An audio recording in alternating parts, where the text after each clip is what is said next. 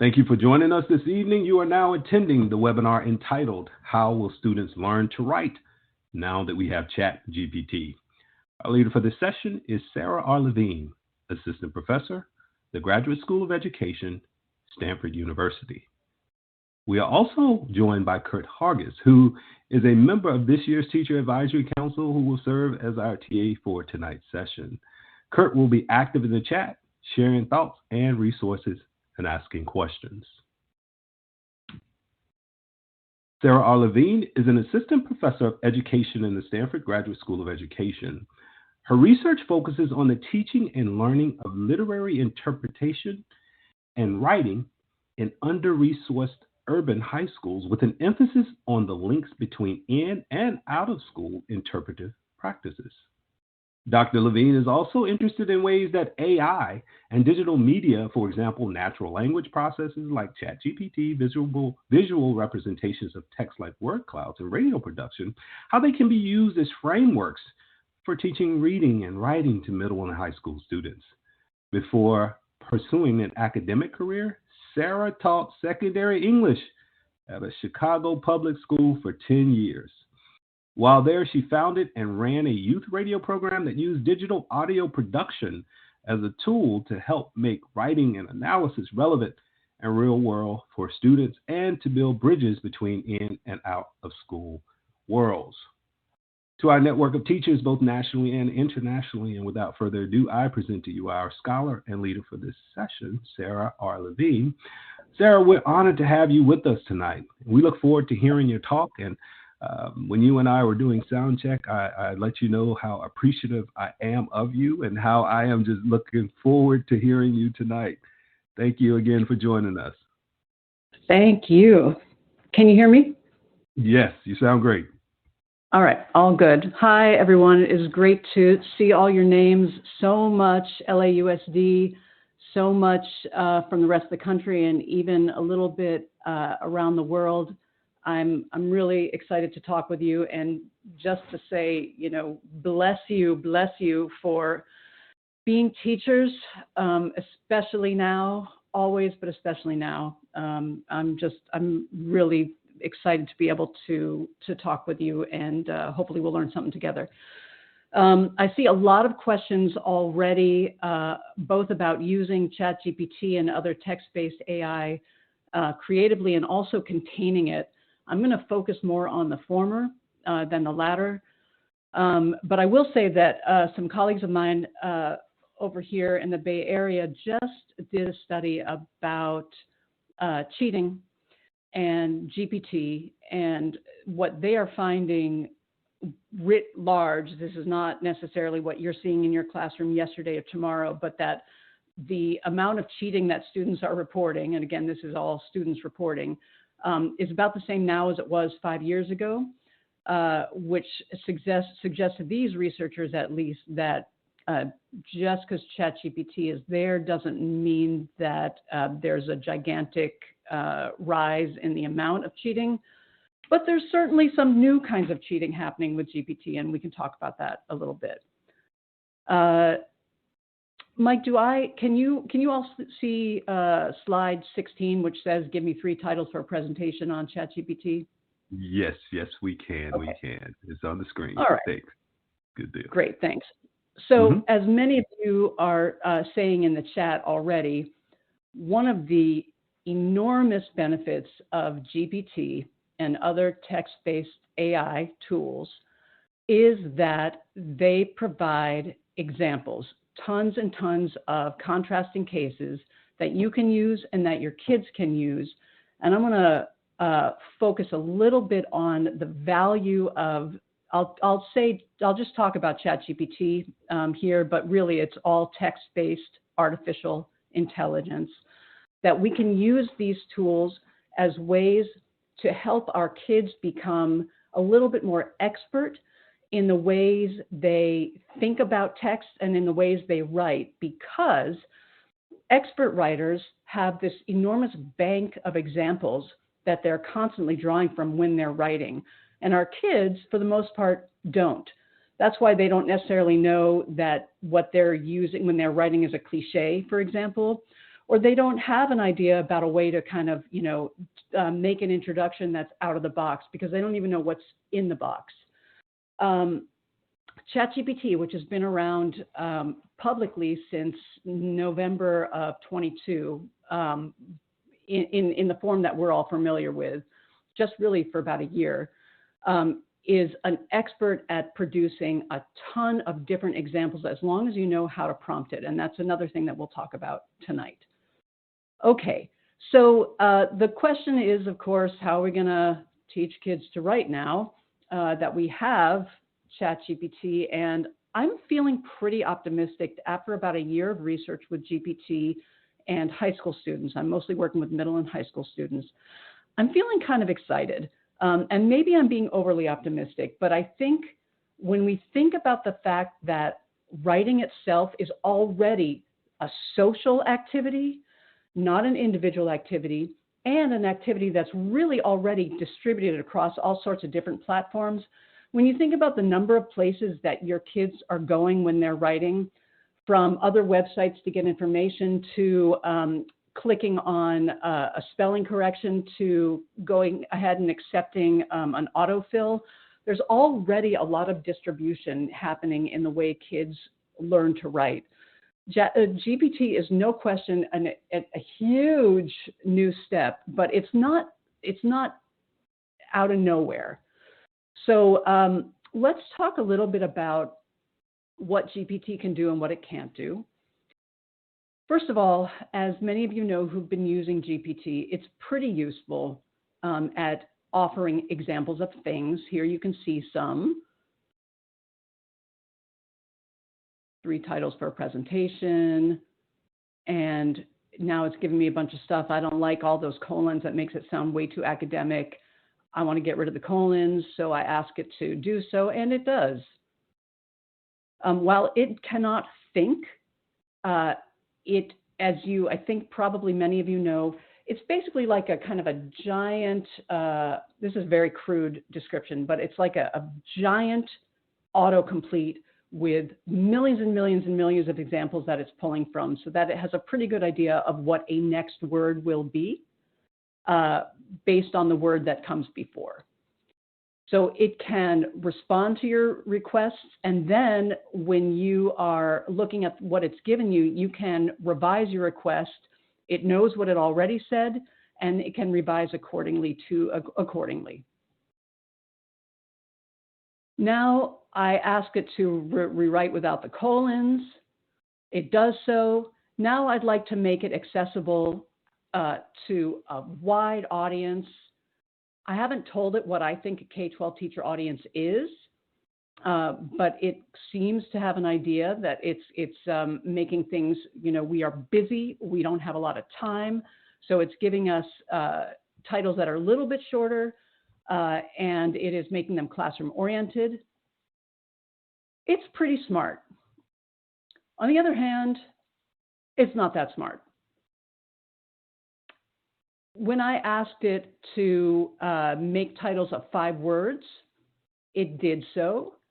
But then when I told it, those aren't 5-word titles, those are more than 5 words, I said, count the words. And it said, oh, so sorry. It's super, super agreeable. It said, oh, very, very sorry. Here you go. I'll count out the words for you. And if you count along, you'll see that it's wrong every time.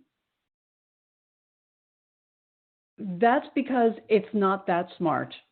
It doesn't know what it's saying. And that's why, Joe Schwab, in the chat, I see your concerns about these programs taking away our ability to critically think. I think to some degree we can be worried about that, but in another way, we don't have to worry so much, because if you look at the fact that it cannot count the number of words that it is writing, we know that it can't. It's not yet ready to. The robot overlords are not yet ready to take our thoughts and our brains away. So I want to share with you a study that I've been doing with some high school students here in the Bay Area, where I am, in Northern California. Sorry, LA. In which I asked 3 big questions. First, we ask students to use AI, in this case GPT, to do some basic school kinds of writing, arguments, short stories. And we ask them to interact with GPT both in pairs and on their own. And when they did so, we asked them, what do you want ChatGPT to do for you?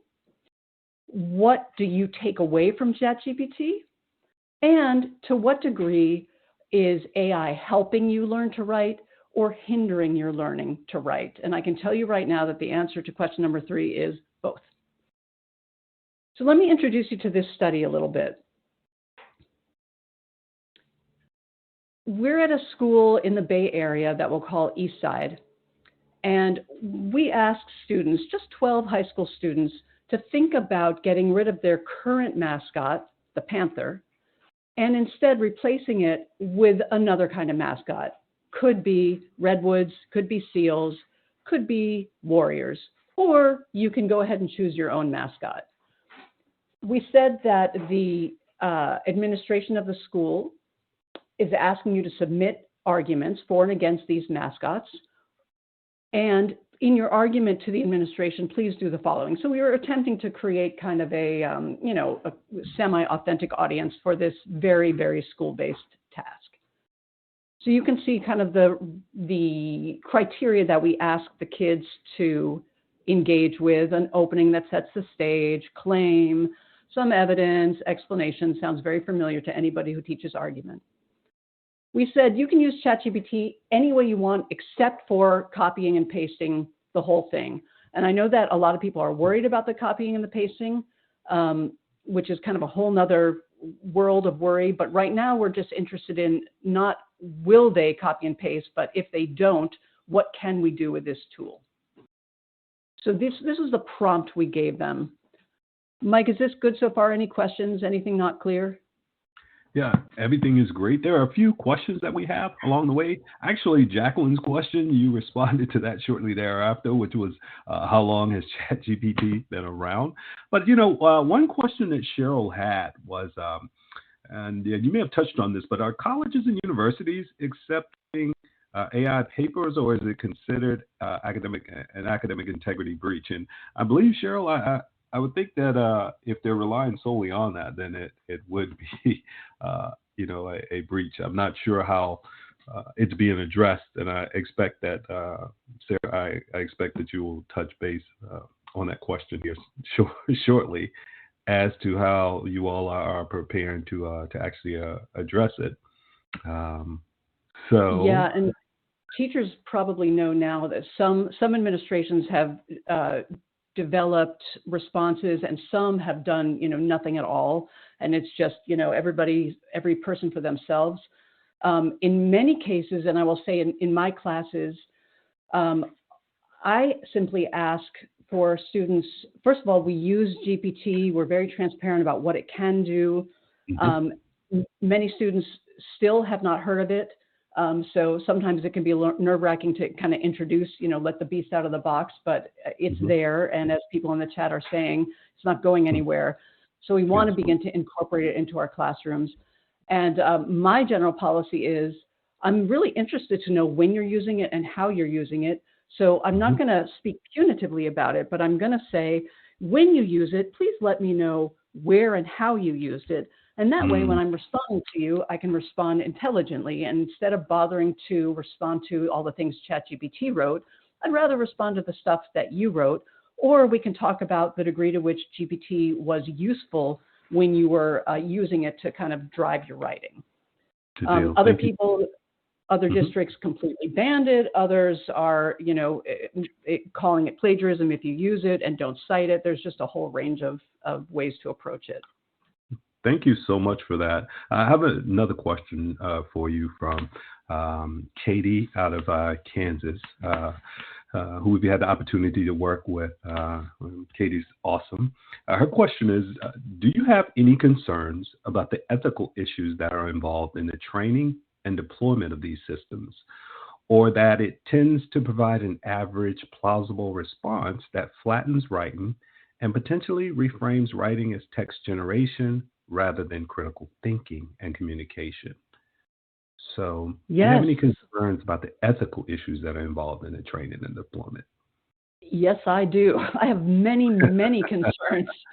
Um, First of all, we know already that since this machine is trained on mostly Western language and mostly kind of canonical, standard, often white, often middle class language and discourse, that's what it's going to produce.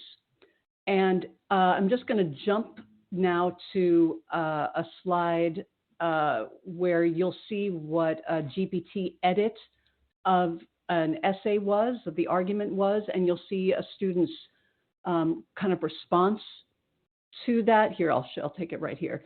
The students in an essay about the mascots I was telling you about wrote about how a redwood tree would be a stupid mascot for their school.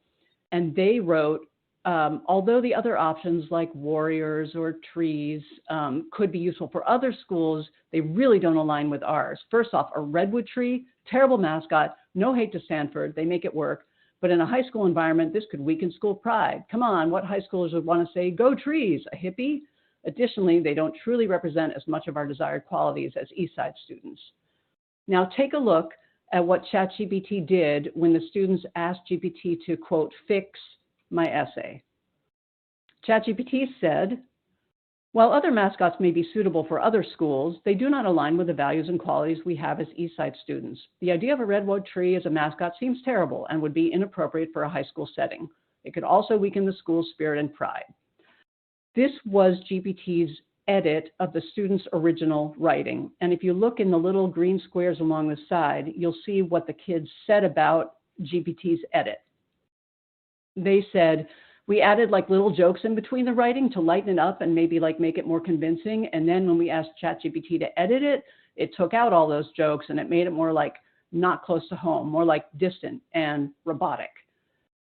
To me, this is at once disturbing and exciting.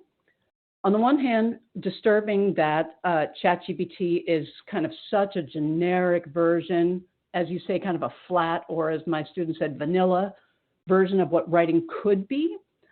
On the other hand, kind of exciting that students recognized that GPT's writing, its output was bland, that it did not have personality. And I think also in this case, and I think in many cases in our schools, if we can ask students to compare their own writing to what ChatGPT offers, they will begin to notice that they even have a voice to begin with. I think we talk a lot about voice in writing, and kids often don't know what the hell we're talking about. But if you ask a student to, say, write a personal paragraph, about a story, that something that happened in their own lives, and then ask ChatGPT to edit it, having that contrasting case in front of them will allow them to see the difference between their own human voice and this fairly robotic, vanilla, bland, generic voice that GPT is offering. So in a way, it's kind of exciting that we have this thing that can genericify a student's voice, which can then help them recognize their own creativity. Does that make sense? It absolutely does. Absolutely does. Thank you for that. And yes, you can ask it to write in certain writer styles like, Neil Gaiman, or even I tried Toni Morrison the other day. And to some degree, it matches those styles. But they're always a little bit parodic. They always feel a little bit kind of, poking fun at as opposed to taking on. And I think you can't ask it to take on yet your own personal style because you're not out there enough on the internet for it to be able to do that, if that makes sense. And yes, with time, its writing will improve. But I'm not too worried yet about what that might do to our students' writing. And I'll explain why a little bit more here. All right, so I'm going to take us back, if you don't mind, to the way students use this tool when they began their writing. And just so you know who my kids are, the kids that we're working with are from a Bay Area high school. They're all college-headed, and they're all first gen. They have a whole range of writing skills. And we worked with them during after-school sessions where we, gave them cookies and then gave them a stipend to basically show up and work with GPT. And they were all super agreeable and kind of awesome. And we asked them things like make arguments about mascots or year-round schools, typical arguments, or make up a ghost story or a superhero story. And we collected a whole bunch of data, including screencasts, which are like videos of a screen and audio of what students are doing on screen, transcripts of what ChatGPT responded to and what students asked it, and then interviews. And so I'll be drawing on all that data when we're in the next little while as we're talking. Here's kind of what screencasts look like. Different little clips of students asking GPT things there on the screen. Here are transcripts of students and ChatGPT. So you can see a student will say, give examples of very persuasive opening statements about changing a school mascot. And then GPT gives them, 5 pretty good opening statements. We'll talk a little bit about what students did with those. Or here's a student saying, hey, can you check this for grammar? And then the text does so, the GPT does so. We also recorded interviews, and here's a little clip from an interview. Based on what you were taught about good writing in school, what do you think? A student's like, I guess. I would consider it a better writer than me. Why do you say that? Here the student said, because I think it's not necessarily a better writer. I do think as humans, like when we're writing or doing anything that involves our creativity, there's something that we have, like something that GPT will never be able to fully have the same as us. So, I guess I wouldn't say that I would consider it better, but I think in terms of like being quote unquote articulate, maybe it's organized and using good vocabulary, GPT is a good writer in that sense. And maybe you can see here, once again, why I came away feeling kind of optimistic. Students had a sense of their own humanity. They had a sense of their own value. And they also had a sense that GPT might be useful for them in terms of academic writing. Okay, so let me share a little bit about what happened in this study. First, what did students ask GPT to do? As you can see from this slide, they asked a whole bunch of stuff from tell me something in Norwegian to where's the nearest 7-Eleven, and then how to drink water. Lots and lots and lots of questions like that that they were just kind of playing around with and having a good time with. But for the most part, what they asked involved content-related questions, editing questions, outlining, questions about rhetoric. Can you give me some power words? And sometimes they asked GPT to serve as a thesaurus or a dictionary. Those were the big 5 categories that students used ChatGPT for in our study. And Kurt, as to your question about how similar GPT and Grammarly are, I think GPT basically can do everything that Grammarly can do. And Grammarly can do, like 1/1,000,000th of what GPT can do. But basically, GPT can take over your Grammarly needs now. Almost all of students' requests had to do with content. We thought we'd see a lot more requests for editing, a lot more requests for, make this sound better or make it sound more academic, but no, almost everything was about generating ideas. Let me give you an example. Here's Chloe and Daisy. They've decided that they want to argue that their school mascot should be a husky. And Daisy says, okay, I was thinking we'd go with like an animal at Eastside because there's dogs. California's so crazy. There's like schools, and the schools have teachers, and the teachers have dogs, and they all bring their dogs to school. I'm from Chicago. It's just bizarre here, but It's super cool. So Chloe says, yeah, we should use Dakota. That he's been here the longest. Then this conversation ensues. So, I think an opening could be like sentimental. Sentimental, yeah. Oh, we can also ask what can huskies symbolize? Oh, okay. As another point. What can huskies symbolize? What do huskies? I'm gonna say it says like hard work, because huskies are hardworking dogs. Dakota's not hardworking, but it's okay. We'll go with that. No, but it's the thought that counts. Okay, huskies symbolize strength, stamina, loyalty, There you intelligence, go. independence, boom, and their connection to nature. Oh, I can take notes and then you can like write anything when we come up with it. So that I think is fantastic. Eastside is super involved in nature. You know, the trips we go on. Eastside involved nature. So they rep strength, stamina, loyalty, and intelligente. Yeah. And independence. And yeah, connection to. Yeah, I think huskies. Boom. They are a symbol of Arctic and wilderness. Yeah. Okay. Okay, I don't think the rest of that is important, but those... So that's our good. It represents this. So I think there's a lot of cool stuff happening here.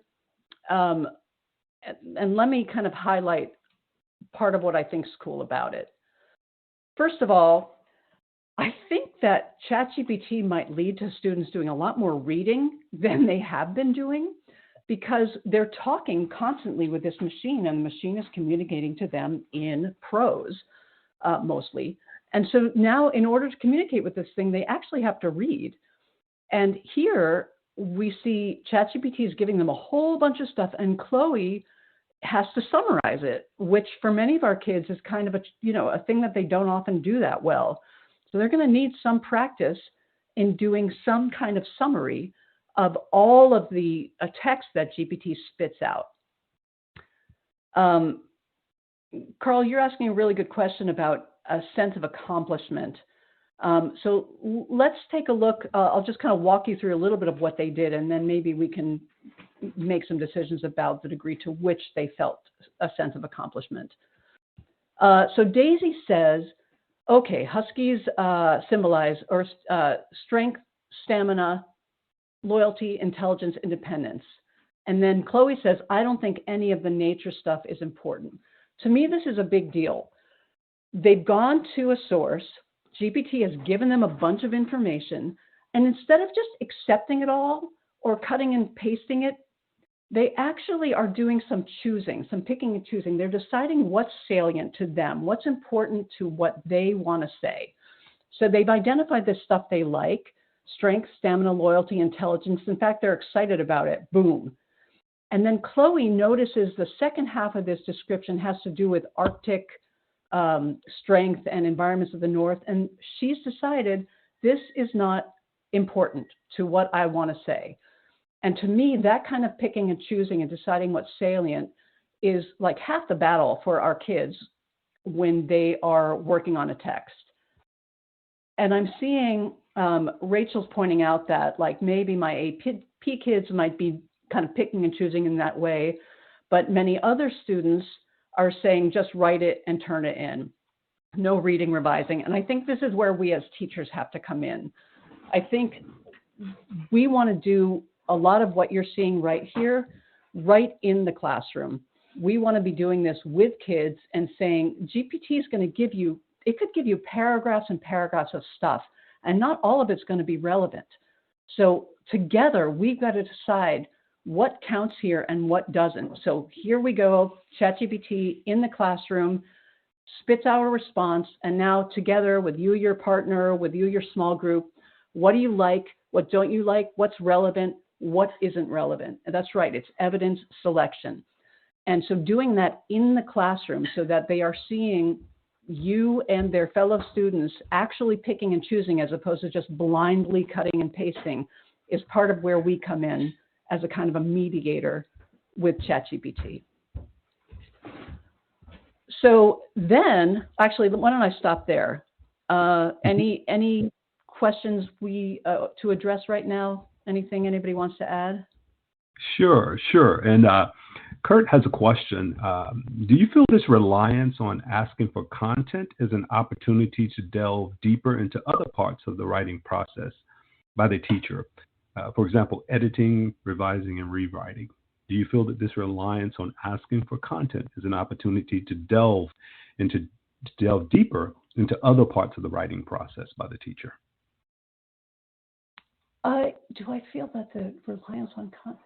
Yeah, I think GPT is going to give us an opportunity because it's so fast and because it generates so much stuff, not only to be a kind of a content generator, and that's where Aaron's right, that GPT is not always accurate. And that's another huge arena where we have to be talking with them. Just as I showed you at the beginning of this presentation, if you tell ChatGPT they're wrong or it's wrong, it will apologize and say, oh, you're right, I'm wrong, even if it's not wrong, because it literally does not know what it is saying. So one of the things I like to show students at the get-go when I am introducing GPT is to show them, basically I get a little bit abusive with ChatGPT. I'm like, GPT, tell me about Huskies. And then GPT tells me about Huskies. And then I say to GPT, that's not true. Huskies are not dogs, they are seals. And then GPT says, no matter what, it will say, oh, I'm so sorry. You're absolutely right. I made a terrible mistake. And then it will basically repeat itself. So we need to show students from the beginning that GPT does not know what it is saying, although it often gives correct data. It still has no idea what data it's giving. So this is a big deal. And yes, I think it can give us all sorts of opportunities to be looking at things like syntax, to be looking at things like structure, tone, all of those things. ChatGPT can be useful for us. I'm just looking at Yadira's comment here. Yeah, and while you're doing that, I'll read out in the chat. Catherine mentions, she mentions that I think curating failures, hallucination, as well as modeling appropriate use and actively valuing students' idiosyncratic voices will be very important. She's concerned about some students. My chat is moving too quickly. She's concerned some students will see ChatGPT as good enough, quote unquote, particularly if courses incentivize certain kinds of writing, to your point. That's exactly right. So if we are continuing to, this is where standardized testing really kind of throws a wrench into the works. The kinds of writing that often humanities teachers are being asked to write to, the kinds of assignments and prompts we're being asked to write to, are things that GPT could easily create for us because they are themselves pretty robotic. Here's my claim, here's the piece of evidence, the motif of the green light in The Great Gatsby helps show that the American dream, blah, blah, blah, blah, blah. This is stuff that GPT can do like that. So the kinds of assignments that we now are responsible for giving our students are going to have to be even more thoughtful. We've got to pull back and figure out why it is we're asking students to write what we're asking them to write. And the degree to which a GPT can do it for them is the degree to which we have to think about shifting the kinds of work we're asking them to do. But I do think that GPT, is no more dangerous in terms of providing misinformation than any other website. So teaching about sourcing and misinformation remains the same, essential job that we had before ChatGPT emerged as it is now. Let's talk a little bit more about things like syntax and structure as I take you through a little bit more of what the kids are doing, even with this little output right here.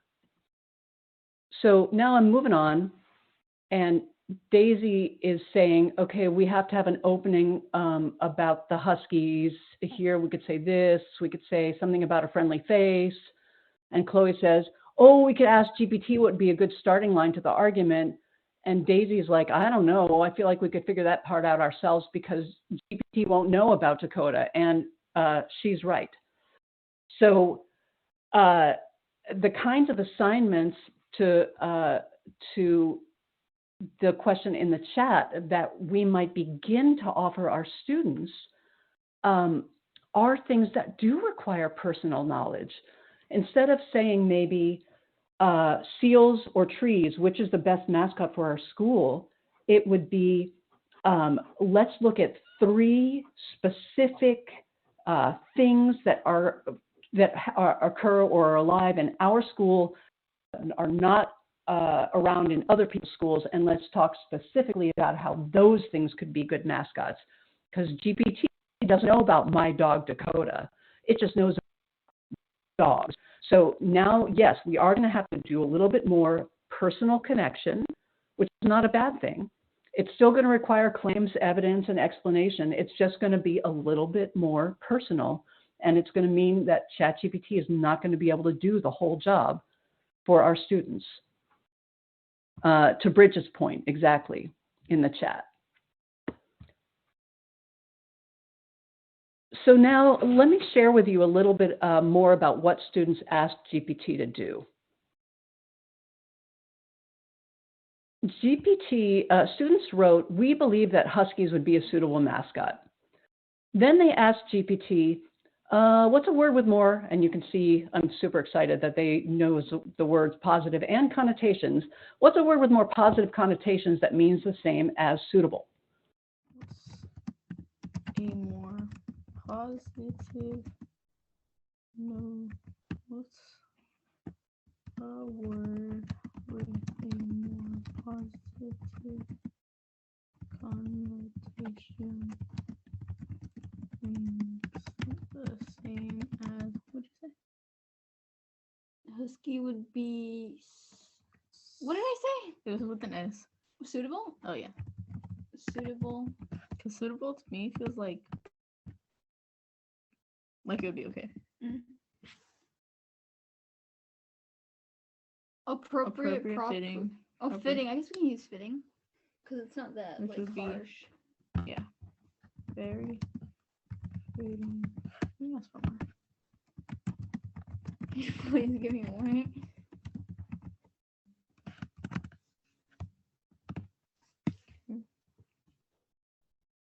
It just straight up says no. That would be funny. Oh dang. Okay. Desirable, eligible, expedient, ideal, felicious. What does it say? I don't know, but felicious sounds cool. It sounds funny. Felicious meaning.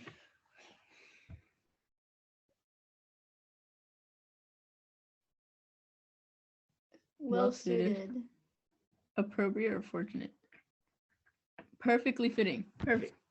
All right, yeah. Would be a would be a. That's how you could tell someone used ChatGPT if they use a word like delicious. Delicious fit for. Okay. As he said. How do you pronounce delicious?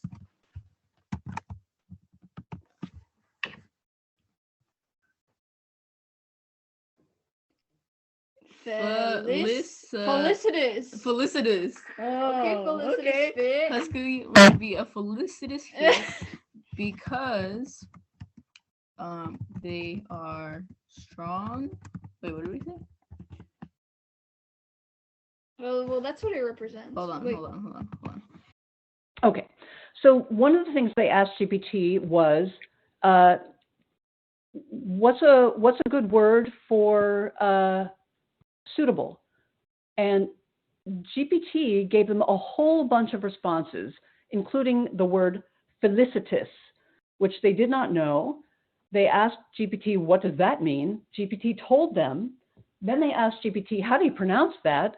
Then GPT told them that. And then when they ultimately wrote their final argument, let me show you it one more time. They used the word felicitous. And we and my team of teachers were super excited that they had learned this new word, and they decided it was fun enough for them to kind of insert it into their writing.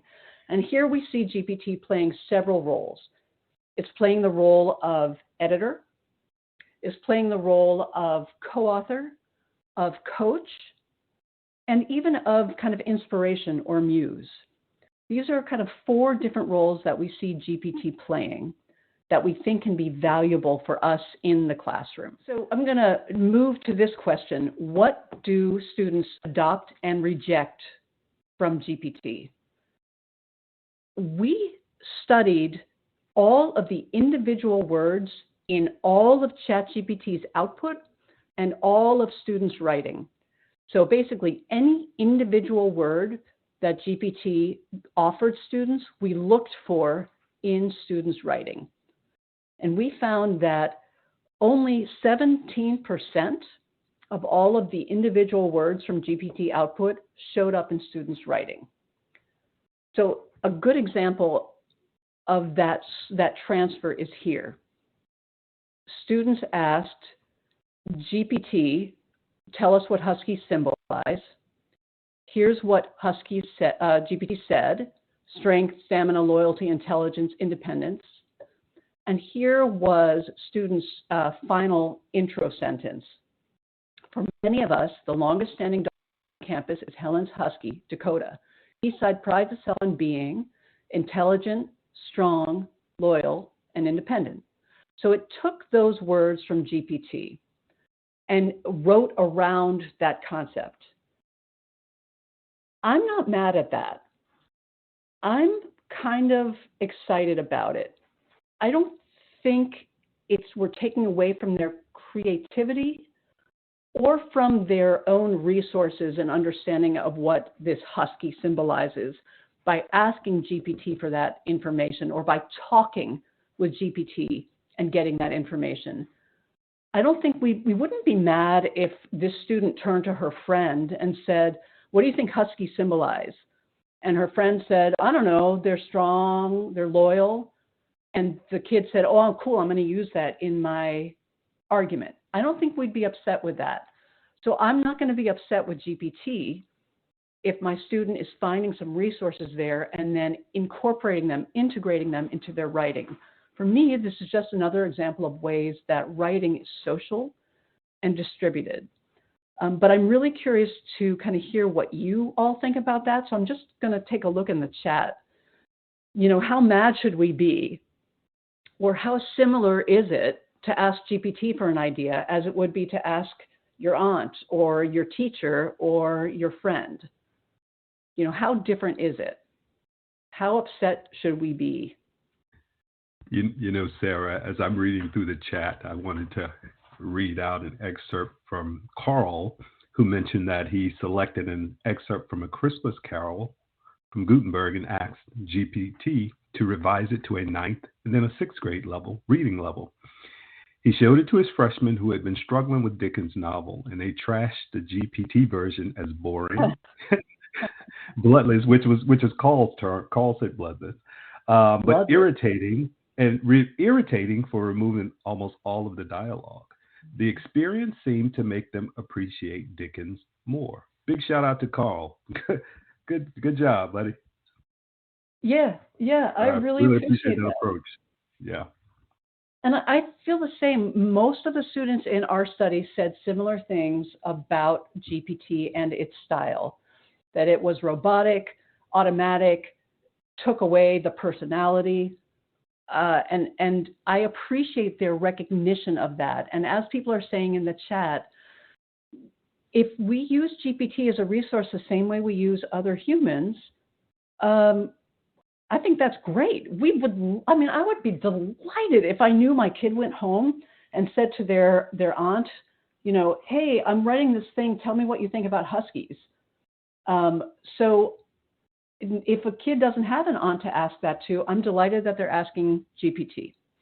Now, that doesn't mean that they're not copying from GPT the same way they're copying from Wikipedia or the same way they're copying from their friends. That problem is still real. But in terms of GPT making things, you know, that much worse, it's not like cheating didn't happen before, and it's not like it's going to happen again. You know, this is a new outlet for cheating, but it doesn't change, you know, kind of our general concerns. GPT, I don't think, is going to change the way we approach what we want students to do and the responsibility we want them to have. I wonder how this study would translate to graded writing for class. Well, let's keep going.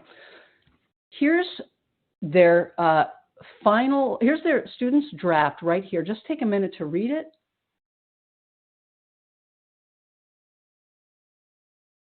And then next to it, you'll see GPT's edited version.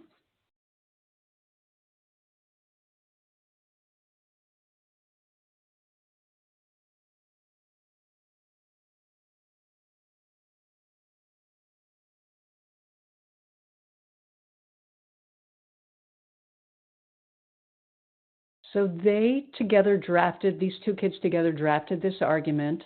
Then they gave it to GPT and they said, will you edit this? GPT complied, because it always does. And then finally, students made their final edits. And here is what they took up from GPT and what they didn't. In bold, you'll see some of the language they took up from GPT. For example, they took the entire first sentence from the GPT edit and they used it in their own writing. I watched them as they did this. They asked GPT to edit, and when the edit came, zooming out, and you're right, in the chat, you've noticed how quick GPT is, and that can make the writing process quicker, but it also can leave more time for revision, which is what I'm excited about. So they read the GPT edited first sentence. One of the things that sets Eastside apart is our dog-friendly campus, and we believe that this should be reflected in the school's mascot. And they said, dang. And they were like, that's way better than what we wrote. And we can talk about, why they felt that way. So they read it, they appreciated, they got kind of excited about it, and they adopted it. And so my question here is, how much different is it that they adopted this whole revised sentence from GPT than it is when we provide them, sentence stems or templates where we're offering them, many, like as many as 50% of the words, and they're filling in the rest? How different is it? And maybe can we be, excited about the fact that they saw their own language, saw it revised in a way that they appreciated, and then took it up. And as long as they were to say to you, the teacher, I took the whole first sentence from GPT, here's my draft, here's what GPT edited, and here's what I chose. As long as I know, and as long as I see where the ideas are coming from and how they're making their editing choices, I'm feeling pretty good. And yes, it can open up conversations about language use, academic language, scholarly language, everyday language. Then you can see, while GPT edited their excitement about, first off, a redwood tree, terrible mascot, no hate to Stanford. They rejected GPT's edit because they felt that it ruined all of their personality, and they wanted to keep their personality in there.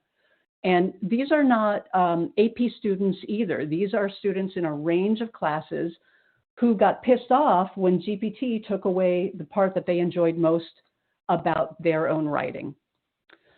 They took up language like fierce, insensitive, and felicitous.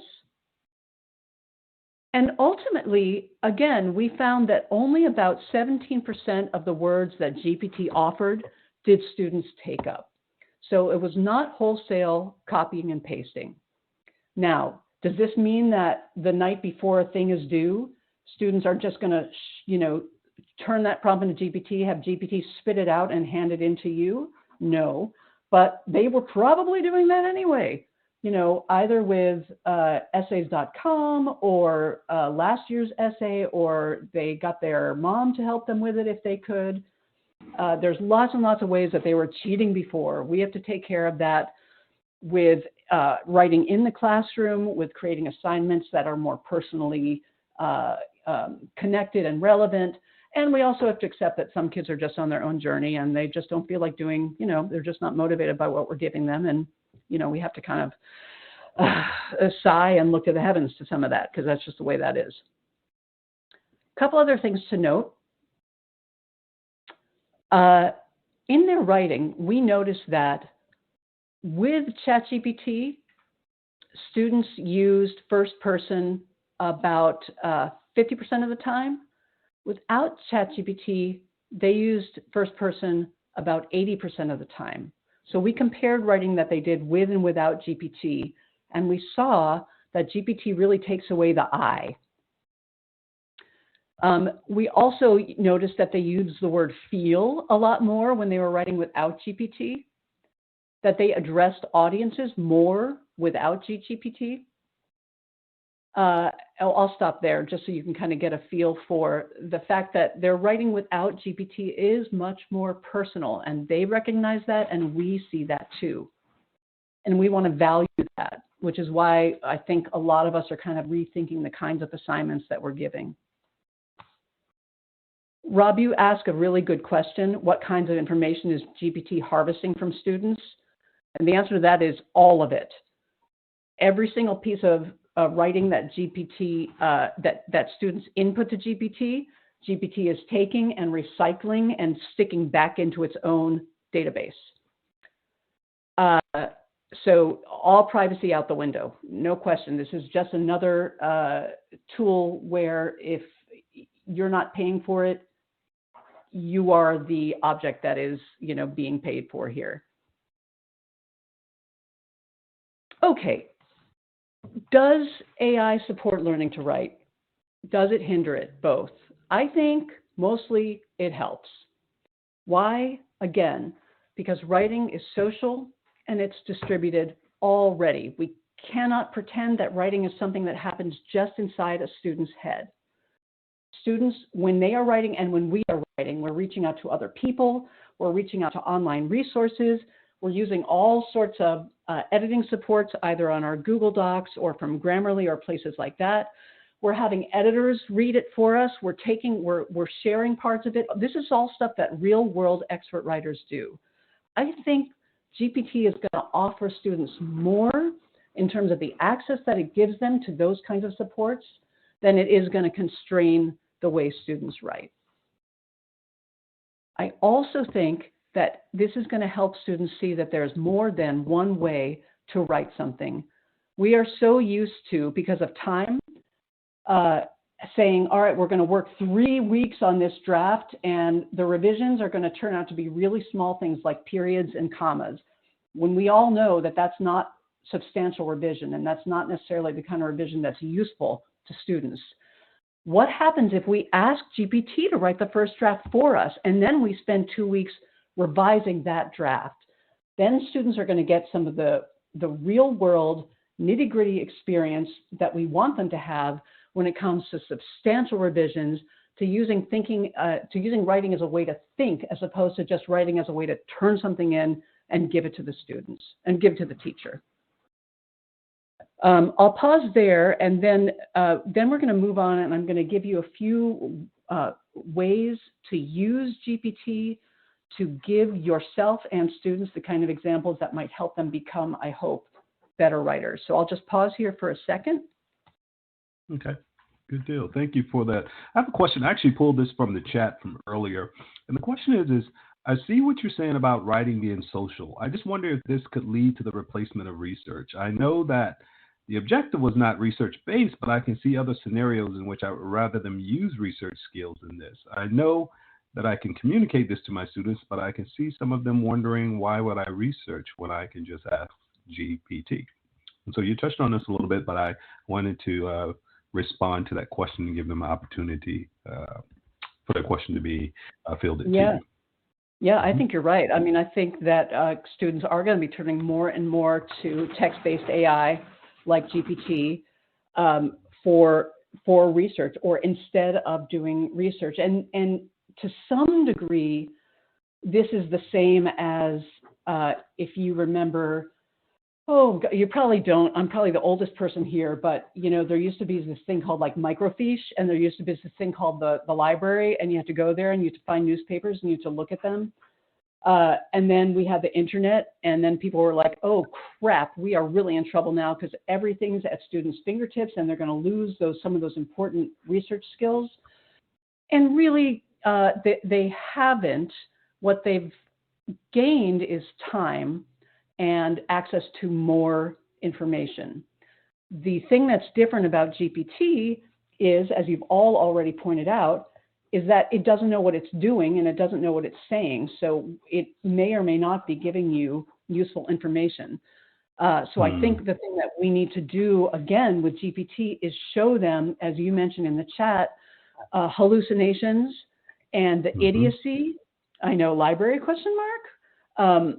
The idiocy of ChatGPT, to show them how little it knows. And a really good way to do that is simply to ask it to add things, because it can't add, or to ask it personal questions about you, which it can't answer, or if it can, then we're all really in trouble. And to then also rely more on primary documents than secondary documents. Because if we rely on primary documents, then even if they get them from GPT, and GPT can give us stuff that's in the public domain, the work that kids will have to do to make inferences using those primary documents is going to be the same. GPT will not make those, cannot do that work for students, especially if we're bringing that work into class and asking students to do it there. No, it really can't add. If you give it a weird collection of numbers that it's not used to already seeing on the internet, or that it can't find in its database, it won't be able to add them, because again, it literally does not know what it's saying. Wow. Yeah, I saw Jacqueline's question there. Thank you for responding to that one. I did not know that. Alicia's question, she has a question about your study. With this study, do you believe that reading fluency can increase as a result of the study? I'm really hopeful that that's going to be kind of an unintended consequence of GPT. In the same way that, that kids are texting now, so they actually, the writing, whatever, it's, we're all going to hell, but the reading, they are doing a lot more conversing with reading, text than they were when we just had the phone, for example. So I do think this could be an unintended consequence of GPT, that it actually, you ask it stuff, it might require that you read the stuff that it responds to. Now, on the other hand, I also saw in my study that when kids ask it questions and it spits out, paragraphs and paragraphs of stuff, the kids just ignored it because it was too much. So then, we have the disadvantage that they're not reading, but the advantage that they're doing the thinking for themselves, because they just did not want to deal with all of the, the output that GPT was giving them. Yeah. So yeah, I'm hopeful. Now, when GPT moves to its next stage, which I imagine is going to be speech to text and text to speech, then all bets are off, because now I'm just going to talk to GPT and it's going to talk back to me. And now I'm not going to be doing that much reading. And then I don't know what's going to happen. But for now, I'm feeling pretty good about it. Yeah, I wonder how the speech to text will account for the nuances and the variances in language styles, intonations, inflections, accents. I wonder how they will adjust and account for that down the road. Yeah, right now it's going to do a crappy job the way it does with anybody who doesn't speak kind of standardized Midwest, kind of white middle-class discourse. So anybody who's not speaking in those ways is going to be super annoyed and frustrated and marginalized, just like they are right now with the kind of speech-to-text functions that we've got. And it's probably going to take a while for it to get better, because as we know, it's mostly white middle-class discourses that are running GPT. Okay, gonna move to a couple of ways that you might use GPT as a tool for writing instruction in your classroom. I'm seeing GPT as a contrasting cases machine. I think Kurt mentioned something like this right at the beginning. If you think about the difference between one example and many, what color is this? I asked my kids, and they're like, it's blue. And then I asked them again with a bunch of options. What color is this blue compared to, and then I give them sky blue. No, GPT can read other languages. I give them sky blue, I give them turquoise, I give them navy blue, and then all of a sudden this blue becomes more clear. If you give students 3 examples of something, they begin to understand the common underlying principles of those things. So, for example, let's say I want students to better understand ethos, pathos, and logos, and how, this is going to be all about marginalization, and how different appeals to rhetoric will work in different situations. Instead of me having to make up a bunch of different examples using the same topic and different appeals to rhetoric, I go to GPT and I ask GPT to do it.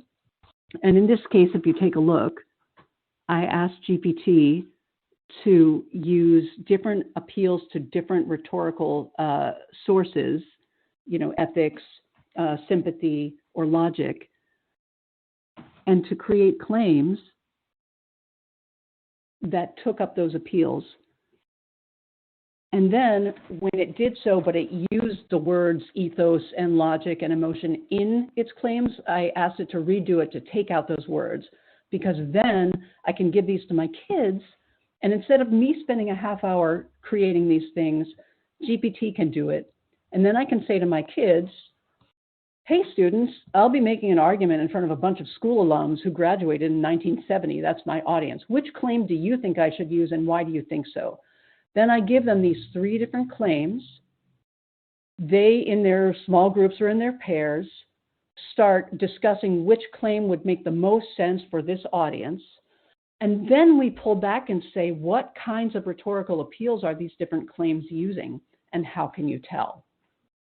This is something that I can create a bunch of contrasting cases for my kids to be able to evaluate, to pull back on, to go meta on, and to look at kind of the underlying principles that make different arguments stronger or weaker. A different example. What if I want my kids to notice that different syntactical choices, like short or long sentences, create different effects?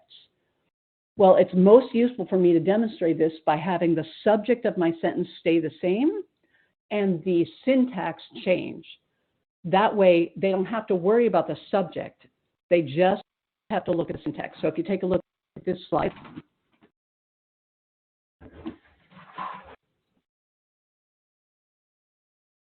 I asked GPT to create different sentences about the same subject.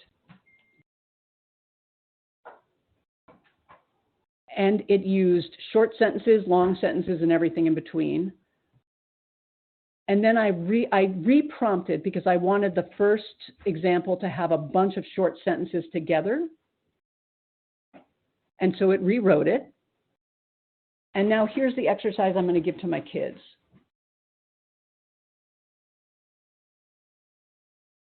Each of these claims basically says the same thing. Which syntactic structure should I choose for my audience? And how do you even know? And here are the 3. Now kids get to decide which one is going to be most effective based on this audience of alums. And how do I know? So it's both about identifying the differences in the syntax, deciding what the different effects are, and deciding how those different effects are going to move an audience. And we can also get into stuff like this green box, which is just a ridiculous number of words to say a very small thing. This allows us to talk about stuff like, just because you have a lot of words doesn't mean that you're saying anything particularly useful. So yes, to Carl's point, any kind of contrasting cases helps kids move from just one idea or writing one argument to going meta and thinking about underlying principles and criteria that make writing stronger, weaker, less effective, more effective. And I think, why don't we stop there to see if there are questions? Okay, good deal, good deal. We have a question from Jesse, and his question is it starts with, I have been trying to teach students all semester to use ChatGPT in interesting and responsible ways. I found out yesterday that per the DOE, Department of Education, we're not to mention ChatGPT in teaching, course development, or professional development. What? Yeah. Wait, what? He found out from his state Department of Education that they're not to mention, and actually didn't clarify, but he said per the DOE, so it could be the local district or the state. But we're not to mention ChatGPT in teaching, course development, or professional development. We can, however, go after students for copying from it if we want to. What are some things we can do to subtly combat this kind of hostility towards it? Yeah. Is that what you mean, hostility towards GPT? Yes, towards its usage. So apparently there's a ban in his district and or state actually mentioning it. However, they have been given the go-ahead to go after students for copying from it or actually incorporating it into their writing. And he's looking for approaches that he can take to actually address this and still work with the technology. Yeah, it's unfortunate. So asked backwards. I can't even. I don't even know how to respond to that. Just to reiterate, you're not allowed to mention it, but you can go after kids for using it. Here's what I think. I think that the hostility towards GPT is going to dissipate because, as Natalie says, you can't put the genie back in the bottle. Whether our district wants us using it with students or not, students will be using it. And just like, long ago, what will the calculator do, to our students' understanding of math? We teachers understand that calculator can add for you doesn't mean that you don't have to understand the principles of addition. Our job as teachers is to teach the principles of these things. And that's why being useful. And as somebody just pointed out in the chat, this kind of contrasting cases activities really is no different than something that you might do, for example, in an AP language course. But what you can do with GPT is either say to it, please write an argument for and again for a 70-year-old, and of course it's super reductive, but then to different prompts for different audiences, or you can simply have it create the kinds of writing that you want, and then you can create the audience and ask kids, how should we change this now, given that our audience is going to be X, Y, or Z. But as to the question, how can we get ability, I think it's the same way it's also about technology we're afraid of but now have to accept. Okay, thank you, Sarah. And I'm getting a little distortion. I'm getting a little distortion from your end as well. Can you hear me? Oh, sorry. Okay, how's now? If I stay there? Yeah. I'm getting still getting a little bit of distortion. The audio is cutting out a little bit. Sometimes it can be, bandwidth issue, other devices pulling on your connection, but otherwise we were fine. It just broke up a little bit. You can proceed How are we doing now? That's better. Now? Yeah, that's better. Thanks. Okay, I'm trying it again. It looks like it's better now. Yes. Okay. Well, I was just going blah, blah, blah about the fact that the hostility towards GPT is going to dissipate just the way fear and hostility towards other tech has dissipated, because it's here and it's not going anywhere. So, this is the same thing with Wikipedia. It's the same thing with the internet. All the things that we've been worried about, but really, I hate to say, are kind of helpless to avoid. I think that's the way the fear and hostility is going to dissipate. And I also think, as many of you have said in the chat, that teachers are bringing a lot of their writing instruction back into the classroom.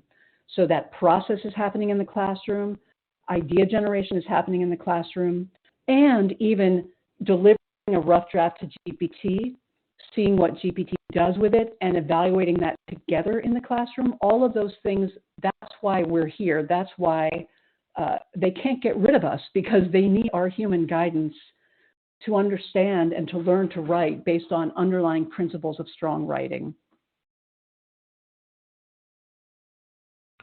Solid. Thank you so much for that. Thank you so much. And we'll continue on here. We have about a little under 10 minutes remaining. We can go over time, but I want to be sure to give you time to get through the talk. And if we need to add more minutes, if we need to add more minutes, we'll add more minutes, because everyone's enjoying themselves. So thank you. That's fine. And I think I'll leave a little bit of time for a little bit more back and forth, but I agree with Catherine that we will have room to direct its use. And I think as teachers, we have to be the ones who are getting out in front to say, here are the great ways that we're going to use this tool, and we are going to tell you how it's valuable pedagogically and how its example-giving strength can allow us to use it in ways that will help kids develop that giant examples, expert writers, the giant examples that they draw on. Right? We can do that now with a lot of speed and a lot of finesse. And we educators are going to be the ones who are going to get out in front of this. I think, Rob, to your point about, why do we have to just kind of lie down and let this thing roll over us? Tough one. I think, oh shoot, bad audio again? Yeah, it's cutting out a little bit, but we can let's continue on. Let's continue on. Okay, maybe I'm ruining the internet by getting overly excited. But I do think, what do we do about it's here to stay, there's nothing we can do about it? That has been the attitude that I have been taking, but maybe that's not the right attitude to take. I also haven't been able to, stop the vaping, so I'm not sure. But I do think, these tech tools that our kids are going to be more savvy about than we are, even if we were to ban it in our classrooms, or our district was to not allow us to speak about it, we know that our kids are still going to be using it, and we know that it's a literacy tool. And for that reason alone, I want to know how to use it, and I want to know how to use it in my classroom. And I want to direct my kids to the way that it's wrong and the way that it's stupid, and the way that it can become a resource, a muse, a co-author, an editor, in ways that my kids might not currently have access to. So I might be being overly optimistic there, but I guess I am thinking about ways to embrace it and bend it to my will, as opposed to, trying to duck it. Wow, there's so much to think about, and your statement, embracing it and bending it towards your will. I think that's what's most telling, and I think that's such a major takeaway and things we have to consider, because in so many ways there's this sense of impending doom with GPT, as opposed to using it as a resource and as the tool that it is. And so that's right. It is a tool. That's absolutely right. Absolutely. Thank you. Right. Thank you, Mike. Thank you, everybody, for I mean, the real insights that you're providing to one another and to me as we're talking about this thing together, I really, really appreciate it. And you've certainly given me a lot to think about too. Awesome. And, you know, that's one thing I appreciate about this group. And I say this group because there's so many names that I'll see in the chat, every time we run a session, and they're always engaged, they're always loyal, they always come back, and that peer-to-peer, collegiality and sharing of ideas and best practices. So as we conclude this final webinar of the 2023 calendar year, I have to again just say thank you to all of the teachers who show up without fail weekly. Yeah. And Sarah, just thank you. I mean, there's something to be said when we have a scholar who has, spent years in the classroom, in the secondary classroom, as well, and bringing that insight, to us. So again, just thank you. We can't thank you enough.